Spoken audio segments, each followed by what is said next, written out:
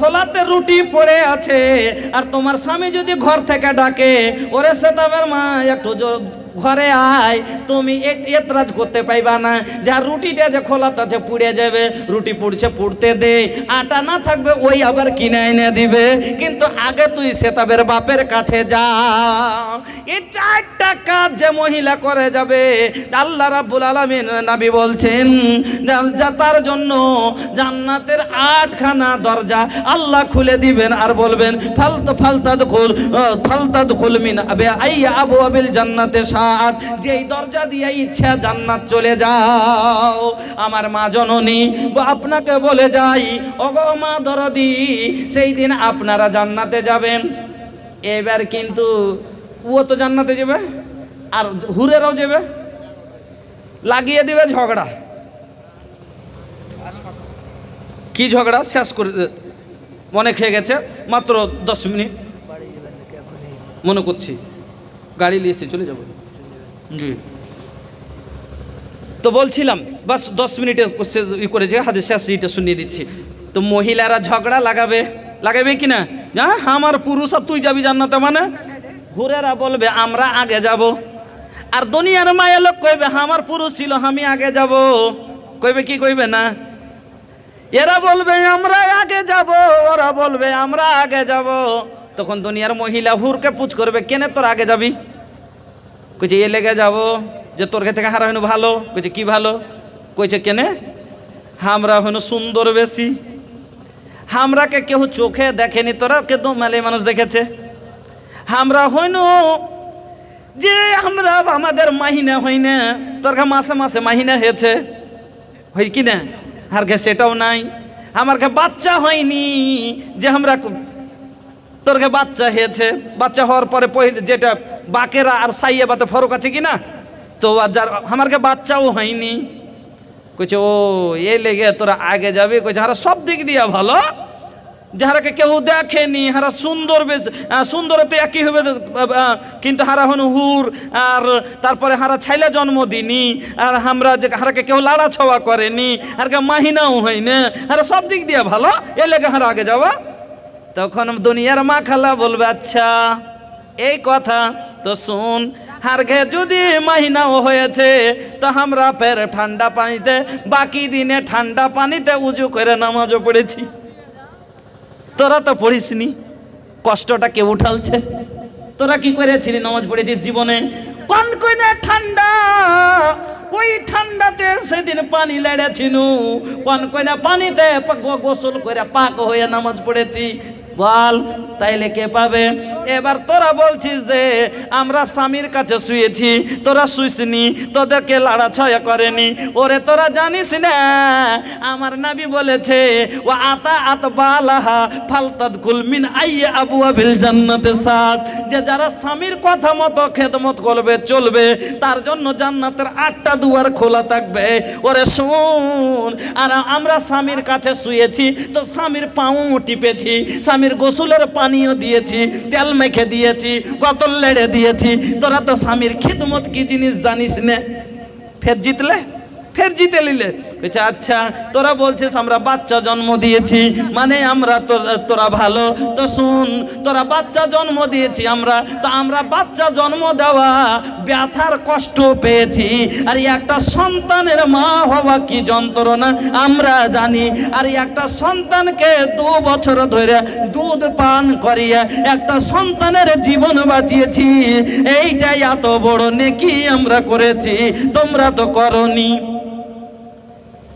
ফের জিততে পারলে না। কইছে আচ্ছা তোরা কেনে, আচ্ছা তখন এবার দুনিয়ার মায়ের লোক কইবে আচ্ছা তোরা কেন আগে জান্নাতে যাবি? কথা তো কইছে যে আমরা সুন্দর বেশি, তাহলে যো কইছে আচ্ছা শুন, যে নবীর, আচ্ছা ইয়ারা জান্নাতে কেনে এসছে না? তো ইয়ারা জান্নাতে এসছে কোরআন হাদিসের কথা মেনেছে, আল্লাহ রসুলের কথা মেনেছে। আচ্ছা আল্লাহ রসুলের কথা মেনেছে, তো আল্লাহর রসুলের কথা যে মেনেছে, তো রসুলের কথা না মানলে, যদি রসুলকে আল্লাহ না দিলে মানুষ পেত না, তো এই রসুল না আসলে তাইলে তো এরা দিন পেত না, আর এই দিন না পেলে এরা ঈমান আনতো না, আর ঈমান না আনলে এরা নেকি করতো না, নেকি না করলে জান্নাতে আসতো না।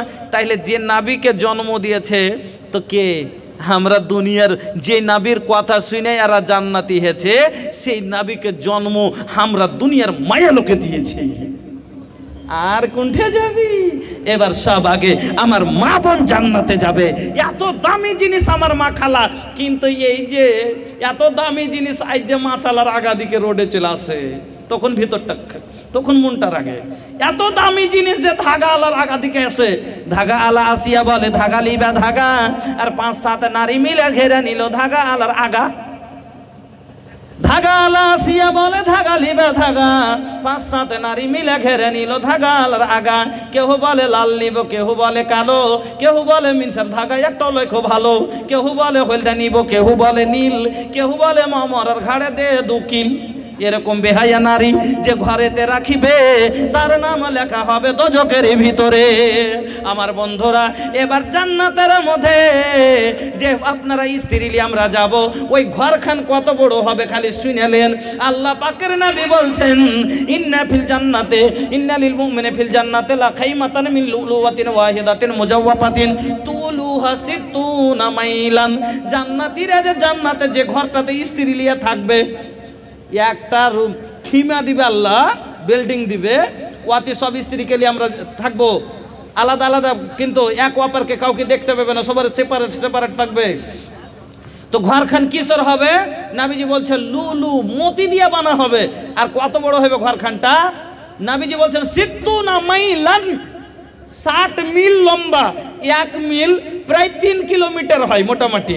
1 মিল আর কিলোমিটারের হিসাবে 3.5 কিলোমিটারই মেনে নেন, মোটামুটি জুড়ে আসবে 180 কিলোমিটারের কাছাকাছি। 180 কিলোমিটার লম্বা, 180 কিলোমিটার চওড়া। এখানে হলে কিষানগঞ্জ কত দূর ভাই? 180 কিলোমিটার হলোই, কম হবে। এখান থেকে কিষানগঞ্জ আপনার কাটিয়ার থেকে 22, আর ওখান থেকে হলো দালকোলা 42, ওখানে 42, মোটামুটি আপনার এদিক হলো 100 কিলোমিটার, 104-5 কিলোমিটার হয়েছে এই কাটিয়ার থেকে কিষানগঞ্জ। তাহলে আরো 80 কিলোমিটার ওদিকে যান, তাহলে 2 জেলা পার হয়ে যাবে। 2 জেলা, তাহলে 3টে জেলা 4টে জেলা আসবে। যত বড়, এত বড় হবে শুধু সুতন ঘরটা না রই থাকবে, খালি সুতার ঘরটা এত বড়, বাসর করা ঘরটা গো। আল্লাহু আকবার। এমনি জান্নাতের লেগে কহেনি, আর কি দিয়ে বানানো? মতি দিয়ে। তারপরে তো স্পেশাল ভাবে আরো কত আছে। আল্লাহ রসুল বলেছেন জান্নাতানে মিন ফিজ্জাতিন আনিয়াতুহুমা মা ফিহিমা, 2টা জান্নাত হবে খালি চাঁদি দিয়ে বানা থাকবে। ওয়া জান্নাতানে মিন যাহাবিন আনিয়াতুহুমা মা ফিহিমা, 2টা জান্নাত হবে সোনার, শুধু সোনা দিয়ে বানা থাকবে। ওর ভিতরে যত বর্তন বাসন হবে সব হবে সোনার। আল্লাহু আকবার। এই জন্য ভাইজান আপনারাকে আজ যে নামাজ পড়তে বলছি ঠান্ডাতে, এই জন্যই বলছি যে এইগুলো পান, যাতে জান্নাত আমাদের জন্য, কোনো কাফের জন্য লয়, ইমানদারের উপরে। আমরা ইমান নিয়ে এসেছি। এবার আল্লাহ বলছেন ইন্নাল্লাযিনা আমানু ওয়া আমিলুস সলিহাতি, যারা ইমান আনার পরে নেক আমল করবে। ইমান নিয়ে এসেছেন, একটু আমলটা খালি নেক করেন। আমলের মধ্যে সব থেকে বড় আমল হলো নামাজ। কেনে?